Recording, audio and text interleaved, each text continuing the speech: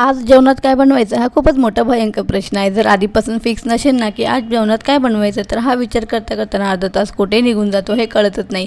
पण लकीली आज माझं असं झालं होतं की आज फिक्स होतं काय बनवायचं। तर बघा, मी पनीरची भाजी बनवायला घेतलेली आणि त्याच्यासोबत डाळ भात लागतो। डाळ मी ही ना दुपारी 2 टायमाची करून ठेवते, म्हणजे संध्याकाळचं टेन्शन नाही।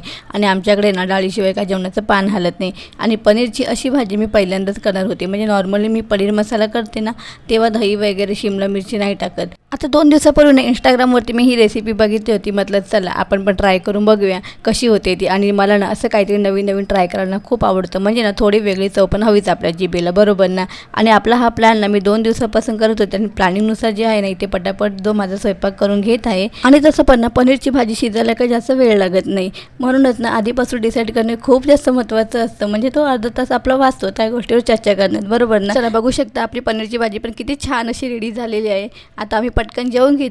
आजच्या पुरती एवढंच, आता भेटू नेक्स्ट व्हिडिओमध्ये, तोपर्यंत ना बाय बाय।